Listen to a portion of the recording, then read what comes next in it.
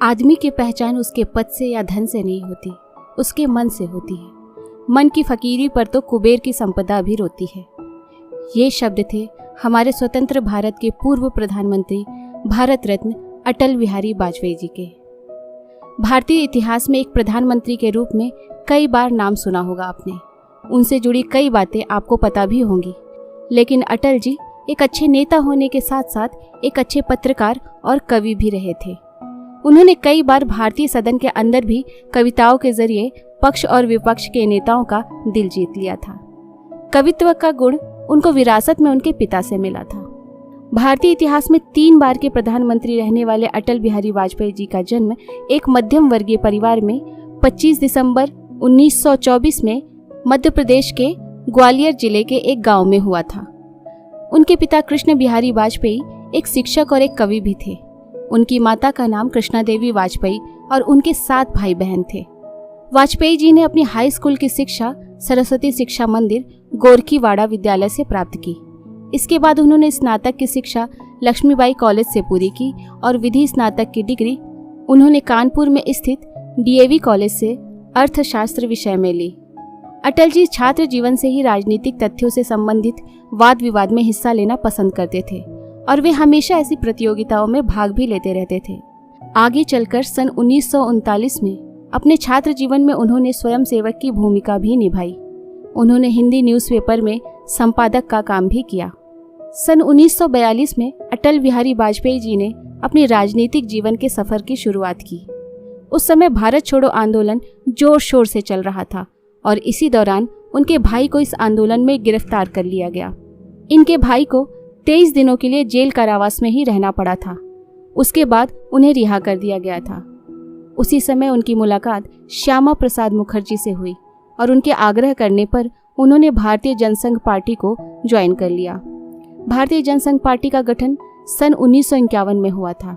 इसके बाद सन 1957 में जनसंघ पार्टी द्वारा अटल बिहारी वाजपेयी जी को अपने उम्मीदवार के तौर पर उत्तर प्रदेश के बलरामपुर लोकसभा सीट से इलेक्शन के लिए टिकट दी गई और अटल जी ने लोकसभा चुनाव में अपनी पहली जीत दर्ज की।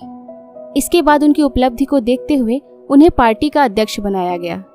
अटल जी 2 साल तक मोरारजी देसाई की सरकार में विदेश मंत्री रहे, जिससे हमारे देश के प्रति विदेशों में एक विश्वासी देश की पृष्ठभूमि तैयार करने में उनका बहुत योगदान रहा। इसके बाद सन 1980 में अटल बिहारी वाजपेयी जी ने अपनी एक पार्टी का गठन किया, जो थी भारतीय जनता पार्टी, और 6 अप्रैल 1980 को अध्यक्ष के रूप में कार्यभार संभाला। लोकसभा चुनाव सन 1996 में भारतीय जनता पार्टी का देश भर में पहला विजय चुनाव रहा।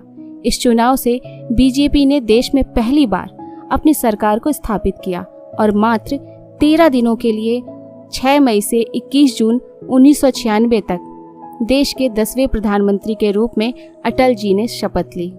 13 दिनों तक ही सरकार चलने के बाद अटल जी की सरकार गिर गई और फिर सन 1988 में सरकार गिरने के 2 साल बाद पार्टी सत्ता में आई और 19 मार्च 1998 में अटल जी ने दूसरी बार प्रधानमंत्री के रूप में शपथ लिया और फिर 10 अक्टूबर 1999 को तीसरी बार प्रधानमंत्री के रूप में शपथ लिया। अटल जी का भारत को परमाणु शक्ति संपन्न देश बनाने में भी बहुत बड़ा योगदान था। सबसे पहले अटल बिहारी वाजपेयी ने प्रधानमंत्री रहते हुए राजस्थान के पोखरण में सन 1998 में 11 मई और 13 मई को 5 भूमिगत परमाणु परीक्षण विस्फोट करके हमारे देश को परमाणु शक्ति संपन्न देश बनाया। यह एक साहसिक कदम था जिससे हमारे देश को अलग ही पहचान मिली। भारत देश का यह परमाणु परीक्षण इतनी गोपनीयता से किया गया था कि पश्चिमी देशों की आधुनिक तकनीक भी नहीं पकड़ पाई थी। परमाणु परीक्षण के बाद कुछ देशों ने अनेक प्रतिबंध भी लगाए, परंतु अटल जी ने इन सब चीजों की परवाह न करते हुए आगे बढ़े और हमारे देश को नई आर्थिक विकास की ऊंचाइयों तक ले गए। उन्होंने पाकिस्तान के साथ संबंधों को सुधारने की भी पहल की। अटल जी ने 19 फरवरी 1999 में दिल्ली से लाहौर तक की बस सेवा शुरू की, जिसे सदाए सरहद का नाम दिया गया। बस सेवा शुरू करके दोनों देश के बीच आपसी रिश्तों में सुधार लाने की पहल की और उस समय उन्होंने पाकिस्तान का दौरा भी किया और वहां के तत्कालीन प्रधानमंत्री नवाज शरीफ से मुलाकात भी की। कारगिल युद्ध में भी उनकी सक्रियता किसी से नहीं छुपी है। जब पाकिस्तानी सेना प्रमुख परवेज मुशर्रफ की शय पर पाकिस्तानी सेना और आतंकवादियों द्वारा कारगिल क्षेत्र में घुसपैठ शुरू कर दी गई और कई पहाड़ की चोटियों पर अपना कब्जा कर लिया गया, तब जवाबी कार्यवाही में अटल बिहारी जी की सरकार ने ठोस कदम उठाए और भारतीय सेना को खुला समर्थन दिया, जिससे कि हमारी सेना ने पाकिस्तानी सैनिकों को खदेड़ दिया और उन्हें धूल चटा दी। उनके स्वर्णिम चतुर्भुज परियोजना से भारत का हर गांव शहर जुड़ गया। अटल बिहारी वाजपेयी जी ने भारत के सड़क मार्गों को जोड़ने का काम चारों कोनों में किया।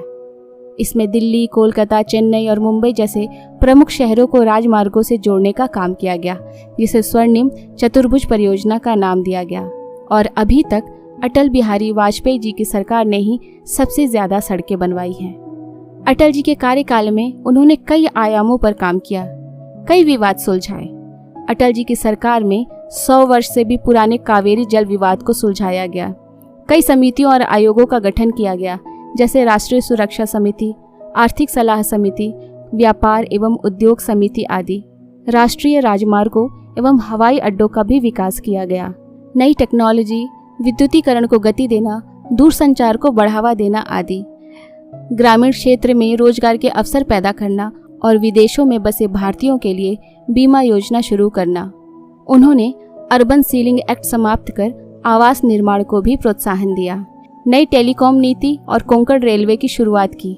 इनके कार्यकाल में टेलीकॉम क्षेत्र और रेलवे विभाग विकास की नई ऊंचाइयों को छुआ। अटल जी से जुड़े कुछ विवाद भी रहे। अटल बिहारी वाजपेयी जी को हमेशा से ही एक साफ छवि के नेता के तौर पर देखा जाता रहा है और रहेगा भी, परंतु इसके साथ कुछ विवाद भी जुड़े हैं। इसमें सबसे पहले बाबरी मस्जिद विध्वंस मामले का नाम लिया जाता है। जिस समय बाबरी मस्जिद को गिराया गया था, उस वक्त विपक्ष के कई नेताओं द्वारा अटल जी की भूमिका पर भी सवाल खड़े किए गए थे, क्योंकि इस मस्जिद के खिलाफ उस वक्त बीजेपी के कई नेताओं द्वारा रैली निकाली गई थी। दूसरा विवाद कंधार प्लेन हाईजैक से जुड़ा है। यह बात 24 दिसंबर 1999 की है, जब काठमांडू से दिल्ली से उड़े एक विमान को हथियारबंद आतंकियों द्वारा हाईजैक कर लिया गया था। जब विमान में 176 यात्री और 15 क्रू मेंबर्स की जान बचाने के लिए 3 आतंकी मसूद अजहर, उमर शेख और अहमद जरगर को रिहा करना पड़ा था। इस मामले को लेकर अटल जी की कड़ी निंदा हुई थी। विपक्ष का कहना था कि यदि सरकार सूझबूझ से काम लेती तो विमान यात्रियों की जान आतंकियों को छोड़े बिना भी बचाई जा सकती थी। तीसरा मामला, उन पर कारगिल युद्ध को लेकर भी सवाल उठाए जाते थे। अटल जी एक अच्छे प्रधानमंत्री के साथ साथ एक अच्छे लेखक और कवि भी रहे हैं। उनके द्वारा कुछ प्रकाशित रचनाओं के नाम इस प्रकार हैं: रग रग हिंदू मेरा परिचय, मृत्यु या हत्या, अमर बलिदान, कैदी कविराय की कुंडलियां, संसद में 3 दशक, अमर आग है, कुछ लेख कुछ भाषण, सेक्युलरवाद, मेरी 51 कविताएं, राष्ट्रीय एकीकरण, असम समस्या, दमन समाधान नहीं, क्या खोया क्या पाया, राष्ट्रीय एकीकरण आदि। अटल बिहारी वाजपेयी जी को कई पुरस्कार और सम्मान से भी नवाजा गया। उन्हें 1952 में भारत सरकार द्वारा पद्म विभूषण दिया गया। 1993 में कानपुर विश्वविद्यालय द्वारा डी.लिट की उपाधि दी गई। 1994 में भारतीय संसद द्वारा श्रेष्ठ संसद पुरस्कार दिया गया। 1994 में ही भारत सरकार द्वारा लोकमान्य तिलक पुरस्कार उन्हें दिया गया। भारत रत्न पंडित गोविंद वल्लभ पंत पुरस्कार उन्हें 1994 में दिया गया। बांग्लादेश लिबरेशन वॉर सम्मान बांग्लादेश सरकार द्वारा 2015 में दिया गया और वर्ष 2015 में भारत रत्न पाने वाले अटल जी 44वें व्यक्ति बने।